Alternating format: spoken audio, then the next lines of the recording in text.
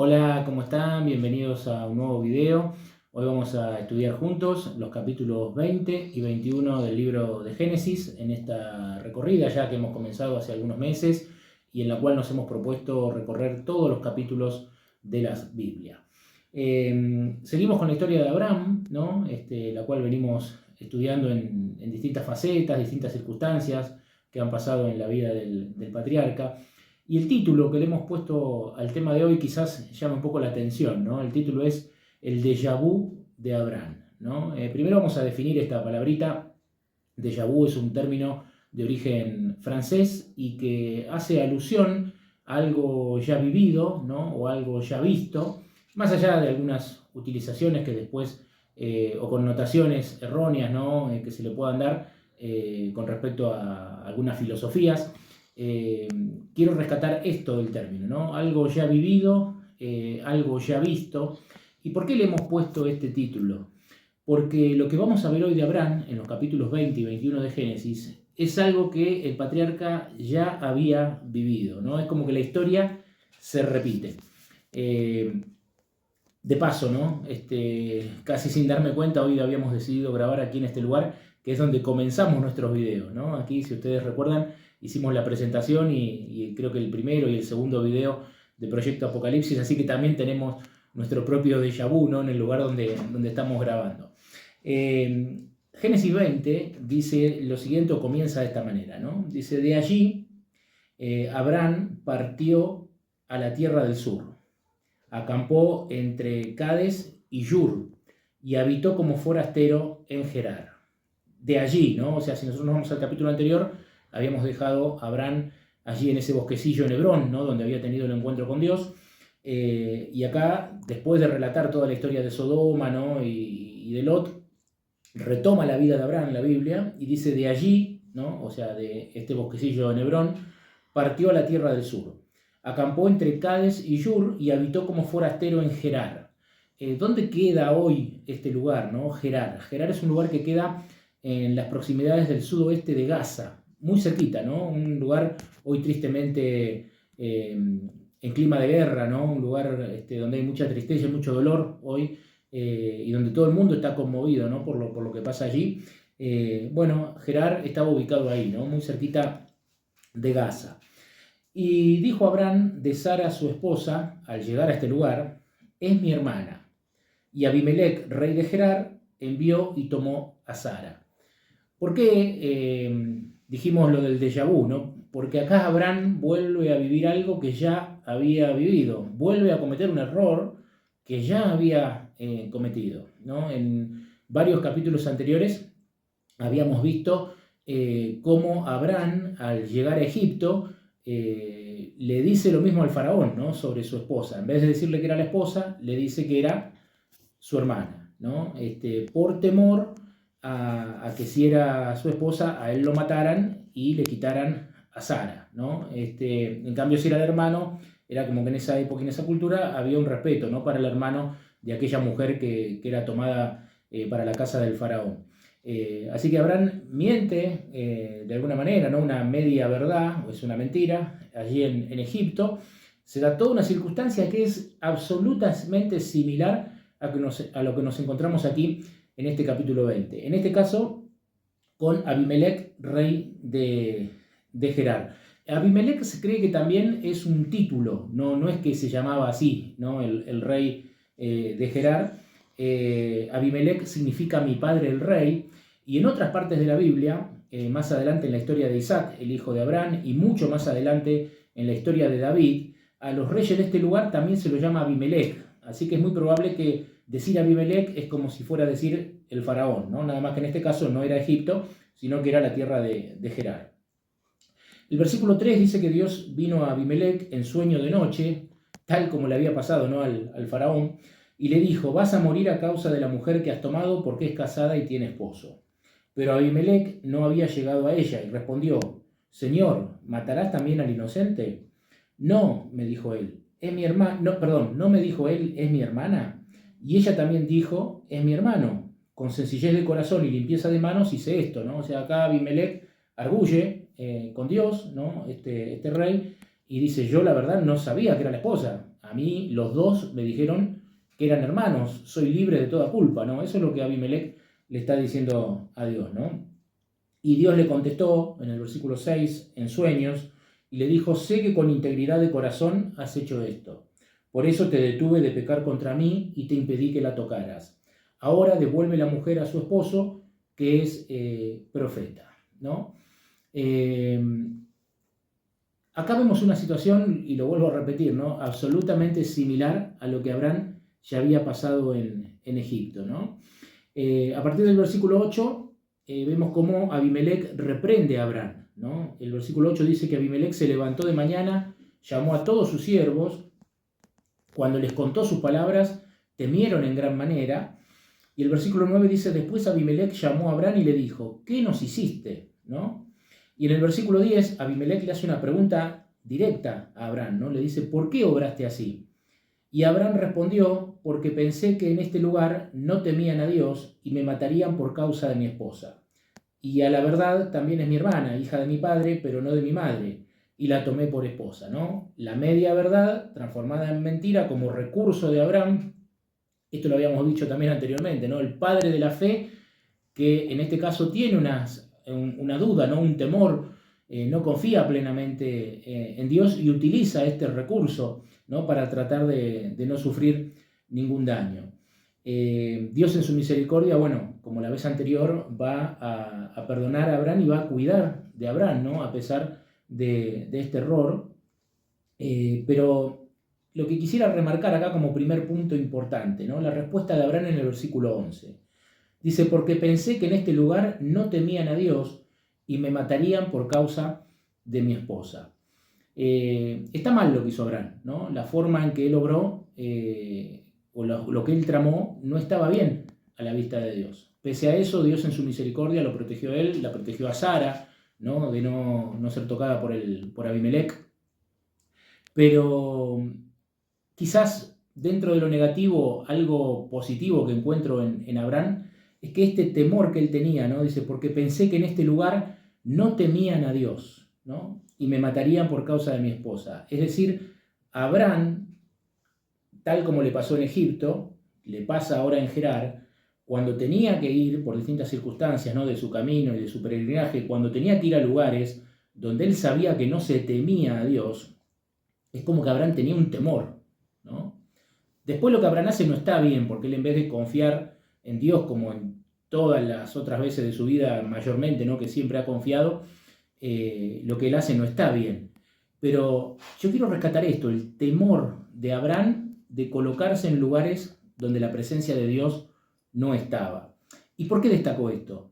Porque en la actualidad, ¿no? En estos tiempos que nosotros vivimos, según las profecías bíblicas, los últimos tiempos, ¿no? De la historia de este mundo, los cristianos, en muchos aspectos, hemos perdido este temor que sentía Abraham, ¿no? Que sentir ese pequeño temor creo que no está mal, ¿no? Lo que se hace después con él es otra cuestión, ¿no? Abraham acá, lo que hace después con ese temor está mal hecho, ¿no? Pero en sí Abraham sentía temor por estar en lugares donde la presencia de Dios no estaba. Y si yo te preguntara, o yo me preguntara, ¿no? Hoy nosotros como cristianos, que pretendemos conocer a Dios, que pretendemos amar a Dios, que queremos que Dios nos ayude, ¿no? A vivir una vida correcta delante de sus ojos, en este mundo que hay tanta maldad, ¿no? Que hay tanto alejamiento de Dios en tantos lugares, ¿sentimos este temor? ¿Sentimos este mismo temor a colocarnos en esos lugares? ¿O nos hemos acostumbrado tanto que no sentimos ya ese temor, ¿no? Ese estado de alerta por estar en un lugar donde no se honra a Dios? Creo que esto es un primer punto muy importante en el cual nosotros debiéramos pensar. Avanzo un poco más y voy a llegar entonces hasta el capítulo 21, donde se da el nacimiento de Isaac, ¿no? El versículo 1 dice, como lo había dicho el Señor, visitó a Sara e hizo por ella como había hablado. Y Sara concibió y dio a Abraham un hijo en su vejez, en el tiempo mismo en que Dios le había dicho. Las promesas de Dios no fallan. Si ustedes recuerdan, cuando el Señor con los dos ángeles visita a Abraham en su tienda, hace algunos capítulos atrás, le dice, el año que viene, a estas alturas, Sara concebirá un hijo. Sara, que estaba escondida, se rió, ¿no? Pero más allá de esta actitud lógica humana, Dios cumple su palabra, ¿no? Y en el tiempo señalado, el hijo, el tan ansiado y tan querido hijo que Abraham y Sara esperaban tener, Dios permitía su llegada a este mundo, ¿no? El versículo 3 dice que Abraham llamó a Isaac al hijo que le nació y que le dio Sara. Y Abraham circuncidó a su hijo Isaac a los 8 días de haber nacido, como Dios le había mandado, ¿no? El versículo 8 dice que el niño creció, fue destetado, y Abraham hizo un gran banquete el día que Isaac fue destetado. Y a partir del versículo 9 viene otro déjà vu, ¿no? en la historia de Abraham. Porque si ustedes se acordarán, y si nos siguen, ¿no? en el canal, si no pueden ir ahora a los videos, ¿no? de los capítulos correspondientes y ver el comentario y la historia, cuando Sara, viendo que se demoraba la promesa de Dios, le dice a Abraham que tome a su sierva Agar y que tuviera un hijo con ella, y que ese hijo iba a ser el hijo de la promesa, cuando en realidad el plan de Dios era otro, ¿no? El plan de Dios era Isaac, esto que se acaba de cumplir. Después que Sara le dice a Abraham que hiciera eso y que Abraham lo hace, Sara empezó a sentir como celos, o quizás realmente a Agar la molestaba, ¿no? Y la provocaba a celos, y Sara entonces empieza a ver mal a Agar. Agar huye al desierto, y se acuerda, ¿no? El Dios que me ve era el título de uno de los videos que ya compartimos. Dios mismo se le aparece también a Agar en el desierto, la reconforta y la insta a volver, ¿no? a la tienda de Abraham. Bueno, acá hay un déjà vu, porque acá se vuelve a vivir una historia similar, ¿no? Versículo 9 dice que Sara vio que el hijo de Agar, la egipcia, que ella había dado a Abraham, se burlaba de su hijo Isaac. Por eso dijo Abraham, echa a esta sierva y a su hijo, que el hijo de esta sierva no ha de heredar con Isaac mi hijo. Este dicho apenó en gran manera a Abraham a causa de su hijo. Entonces Dios dijo a Abraham, no te preocupes por el muchacho ni por su sierva, en todo lo que te ha dicho Sara, oye su voz, porque por medio de Isaac vendrá tu descendencia, ¿no? Es como que Dios le dice a Abraham, en este caso, hacé lo que Sara te está diciendo, ¿no? Deja que Agar con su hijo se vayan, ¿no? Entonces Abraham los despide, los provee, los despide, pero claro, era toda una travesía en el desierto, como la que ya vimos en la historia anterior de Agar. Y en el versículo 16 dice que en determinado momento Agar se sentó a una distancia de un tiro de arco, ¿no? de su hijo, y decía, así no veré cuando el muchacho muera, ¿no? Y cuando ella se sentó enfrente, el muchacho alzó la voz y lloró. Entonces Dios escuchó la voz del muchacho, y el ángel de Dios llamó a Agar desde el cielo y le dijo, ¿qué te pasa, Agar? No temas, porque Dios oyó la voz del muchacho donde está. Hace algunos capítulos atrás, nuestro video se titulaba El Dios que te ve, ¿no? Bueno, el Dios que te ve es el Dios que también te oye, ¿no? El Dios que vio a Agar, que había visto a Agar hace algunos años atrás con Ismael de pequeño, es el mismo Dios que ahora oye el clamor de Agar con su hijo ya un muchacho, ¿no? Y Dios vuelve a intervenir para protegerlos.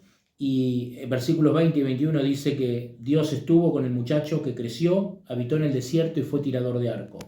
Habitó en el desierto de Parán y su madre le tomó esposa de Egipto, ¿no? Dios cuidó en esta oportunidad también de Agar y de su hijo Ismael. El Dios que nos ve es el Dios que también nos oye. La segunda gran lección de esta semana. Y cierro con lo siguiente, ¿no? En el versículo 22 al 34 nos encontramos con un pacto entre Abraham y Abimelech, que lo vamos a resumir en estos dos versículos, 32 y 33. Dice, así concertaron alianza en Berseba, y se levantaron Abimelech y Ficol, príncipe de su ejército, y volvieron a la tierra de los filisteos. Y Abraham plantó un tamarisco en Berseba, e invocó el nombre del Señor, el Dios eterno. Creo que mientras estudiamos la vida de Abraham, esto ya lo repetimos son muchos déjà vu, ¿no? O sea, muchísimas veces lo repetimos.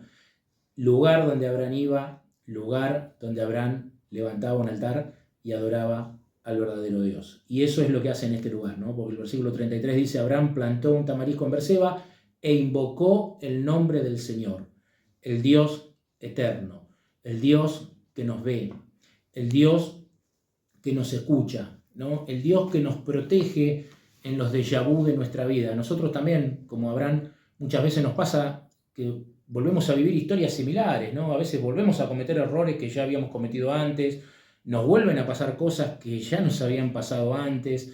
Y creo que la lección más grande, ¿no?, de todas que podemos sacar de este capítulo es como, a pesar de que el ser humano muchas veces repite historias, Dios en su misericordia nos abraza, Dios en su misericordia nos escucha, Dios en su misericordia nos protege, ¿no?, y nos cuida. Y quiero cerrar el comentario de este capítulo con una cita, por eso voy a agarrar mi celular. Es una frase de una escritora cristiana que ustedes la van a poder ver en pantalla. Una frase que la leí hace mucho tiempo y me gustó muchísimo y creo que cierra perfecto, ¿no?, para el comentario de estos dos capítulos que hemos visto hoy. Esta frase dice: no tenemos nada que temer del futuro a menos que olvidemos la manera en que el Señor nos ha conducido y lo que nos ha enseñado en nuestra historia pasada. No tenemos nada que temer acerca del futuro, excepto que nos olvidemos la manera en que el Señor nos ha conducido y nos ha guiado a lo largo de nuestra historia pasada. Por eso, ante los déjà vu de la vida, no tengas miedo, ¿no? Confía. Como Dios te ayudó en el pasado, lo puede volver a hacer ahora, ¿no? Que realmente podamos confiar en el Dios que nos ve en nosotros. Que tengas una